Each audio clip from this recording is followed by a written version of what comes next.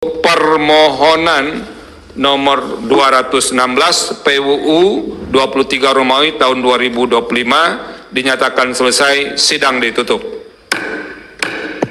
Hadirin dimohon berdiri. Yang Mulia Majelis Hakim Konstitusi meninggalkan ruang persidangan.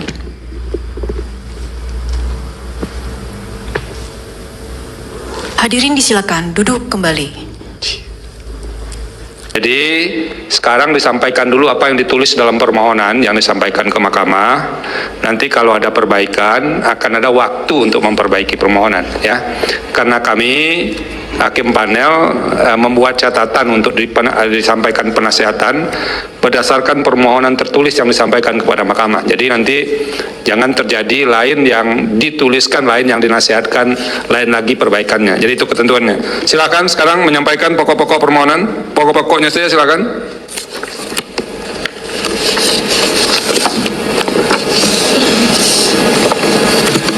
Baik, terima kasih Yang Mulia.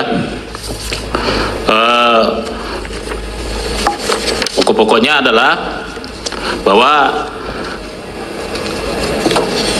saya yang bertanda tangan di bawah ini, nama lengkap Dr. Bonatua Silalahi, tempat tanggal lahir Medan 20 Mei 1997, Kewarganegaraan Indonesia, pekerjaan peneliti independen, beralamat di Cawang.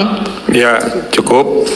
Dengan ini mengajukan permohonan pengujian undang-undang terhadap Undang-Undang Nomor 7 Tahun 2017 tentang Pemilihan Umum sebagaimana yang telah diubah dengan Undang-Undang Nomor 7 Tahun 2023 tentang penetapan peraturan pemerintah pengganti Undang-Undang Nomor 1 Tahun 2022 tentang perubahan atas Undang-Undang Nomor 7 Tahun 2017 tentang Pemilihan Umum menjadi Undang-Undang.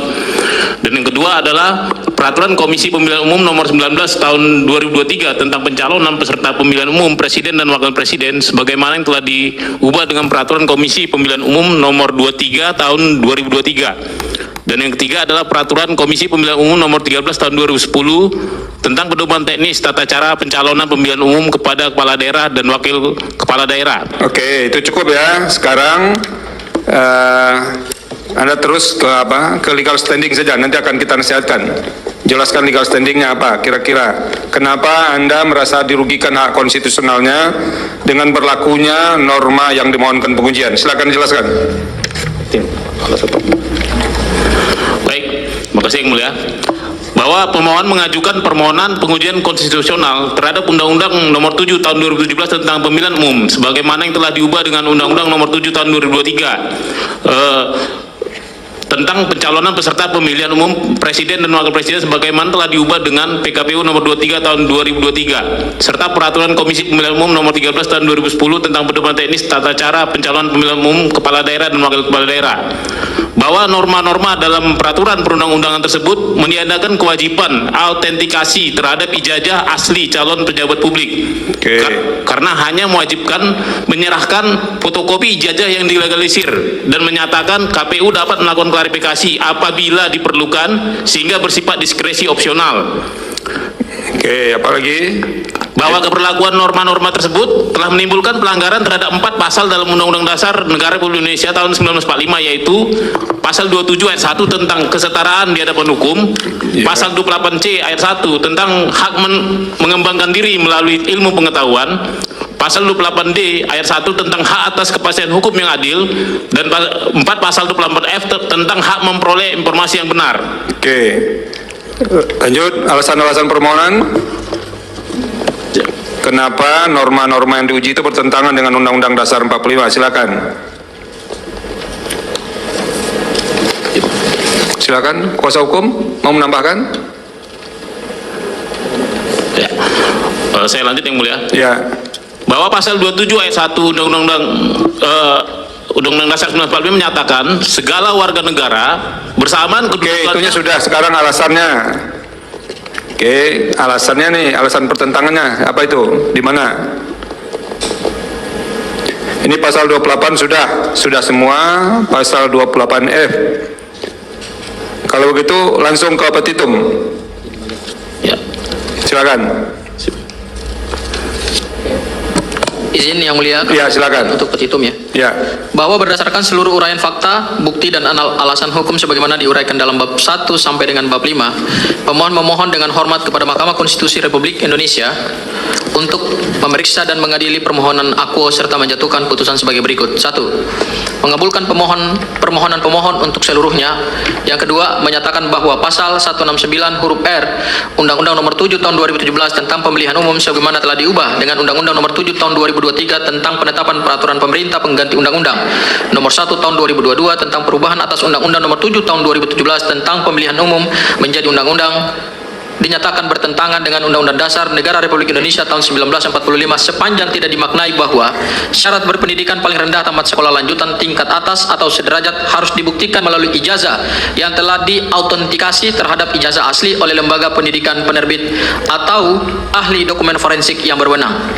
Yang ketiga, menyatakan bahwa pasal 18 ayat 1 huruf M dan pasal 19 ayat 2 Peraturan Komisi Pemilihan Umum Nomor 19 Tahun 2023 tentang pencalonan peserta pemilihan umum presiden dan wakil presiden sebagaimana telah diubah dengan Peraturan Komisi Pemilihan Umum Nomor 23 Tahun 2023 bertentangan dengan Undang-Undang Dasar Negara Republik Indonesia. Teman-teman, selamat datang di channel ini teman-teman. Teman-teman, kembali lagi bersama saya di channel ini Aranet TV.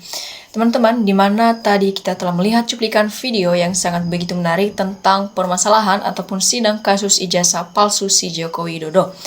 Teman-teman, sesuai dengan cuplikan video tersebut, di sini kita lanjutkan dan namun di sini dulu kita lihat bagaimana komentar-komentar dan tanggapan-tanggapan dari para netizen tentang cuplikan video tersebut.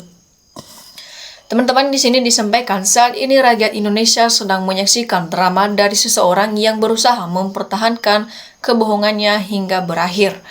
Nah, kemudian di sini teman-teman dilanjutkan 10 tahun negara yang kaya raya dipimpin orang yang berijazah aspal. Akhirnya rakyatnya miskin, orang bergelar tinggi juga ditipu karena tolol. Jadi, buat malu negara Kesatuan Republik Indonesia, penipu jadi presiden lagi cukup 10 tahun. Lalu jadi pengalaman terburuk sejak NKRI berdiri. Nah, Jokowi penipu terbaik NKRI, Ogas lanjutkan. Kemudian negara tiba oleh terpiu PKI 10 tahun memimpin negara. Jadi segeralah hukum seadil-adilnya perusak agama, perusak NKRI tercinta ini. Jadi berilah hukum yang setimpal pada penguasa yang tidak amanah. Kemudian di sini teman-teman, 10 tahun hasil sumber daya alam dinikmati rezim Jokowi, Indonesia ditipu oleh ijazah palsu. Jadi sudah menjadi rahasia umum, hukum dan undang-undang di negara ini akan tunduk pada uang. Jadi ada fulus semua mulus apalagi di era Mulyono. Kemudian di sini teman-teman, selagi hukum buatan manusia alias hasil pemikiran manusia atau berdasarkan filsafat, maka selama ini hukum tidak akan adil kecuali hukum Allah pasti keadilan akan terwujud. Jadi rakyat sangat merindukan kejujuran dan keadilan khususnya bagi para penegak hukum. Jadi kalau semua pengadilan sudah tidak ada yang bisa menegakkan kebenaran, hanya pengadilan rakyatlah solusinya. Kemudian di sini dilanjutkan teman-teman, undang-undang hukum negara kita sekarang adalah undang-undang PKI yang direkayasa dan dimanipulasi ataupun dimanfaatkan. Mana mungkin mencapai kesejahteraan dan keadilan bagi seluruh rakyat Indonesia. Jadi tetap waspada, lampu merah.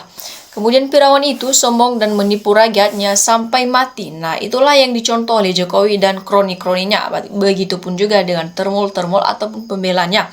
Semoga pejabat yang suka berbohong mati seperti Firaun. Semuanya jangan rakyat yang ikut membawa kebenaran dan keadilan di negeri Indonesia tercinta ini yang jadi korban, amin. Nah, kemudian di sini dilanjut teman-teman.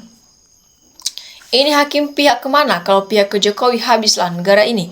Kemudian semoga hakim kamu memutuskan dengan adil, jangan berat sebelah tentang ijazah Jokowi ini. Kemudian di sini teman-teman, Indonesia kan sudah tidak menggunakan Undang-Undang Dasar 45 dan Pancasila sudah tidak digunakan lagi MK, bebas untuk mengubah segalanya. Kemudian di sini dilanjutkan teman-teman, kalau sudah begitu, era Jokowi sudah menjauh dari kepastian hukum, sebaiknya reformasi ulang, pemilu ulang ataupun pemilihan umum ulang.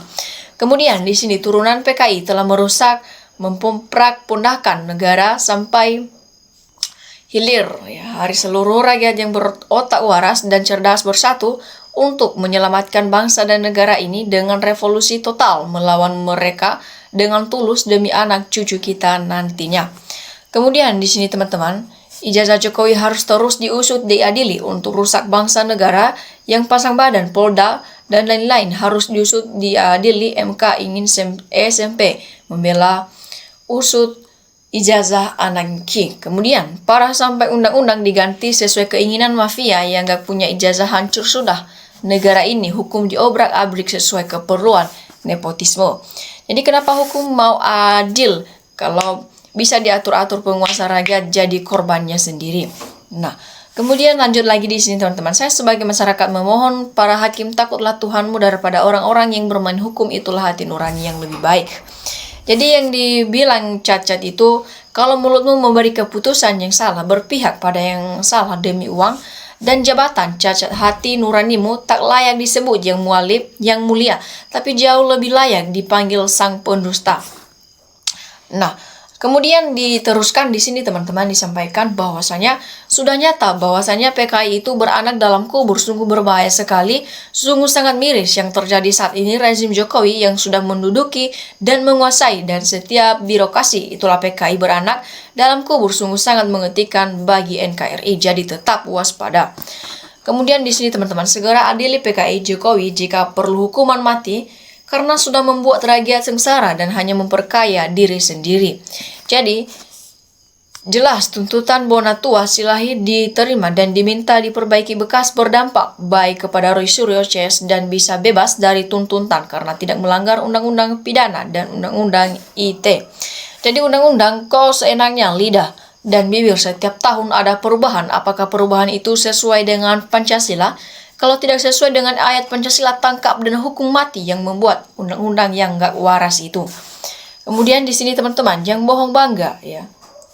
Yang dibohongi kok malu. Biasanya orang bodoh yang ditipu Jokowi kebalik ya. Jenderal Profesor Rektor PTN Bonafit Manggut II dibohongi oleh orang goblok yang berkuasa. Nah, tentang Jokowi sudah banyak diketahui oleh orang-orang jujur. Sekarang kita harus hati-hati sebab PKI gaya baru sudah banyak di NKRI. Jadi kalau Kapolri diganti, maka langsung masalah ijazah selesai ini. Jelas kepolisiannya terus menutupi kejahatan Joko Widodo. Jadi selama hukum Indonesia pakai hukum kafir alias hukum Belanda, hukum Konoha tidak akan bisa jurdil.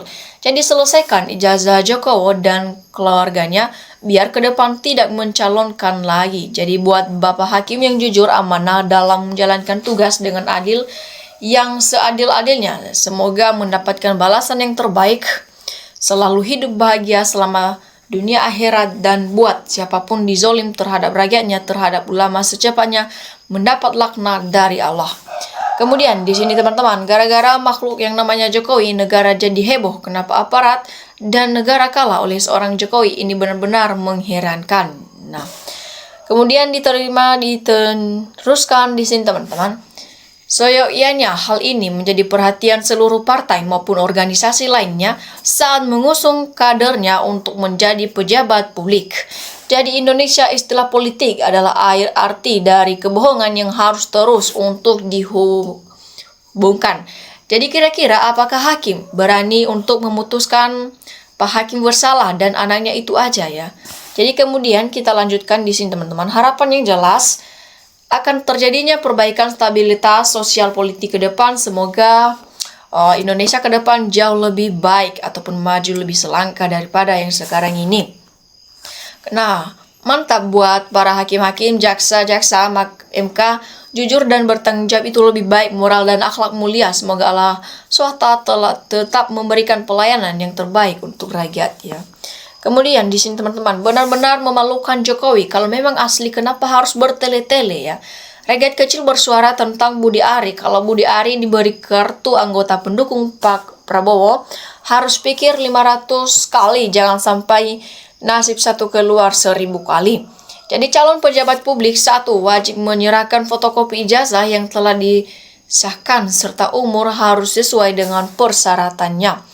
Jadi teman-teman, demikian saja dulu cuplikan video kali ini. Sampai jumpa di video berikutnya, dan dimanapun Anda berada, silakan kasih komentar Anda di kolom komentar ataupun tanggapan Anda.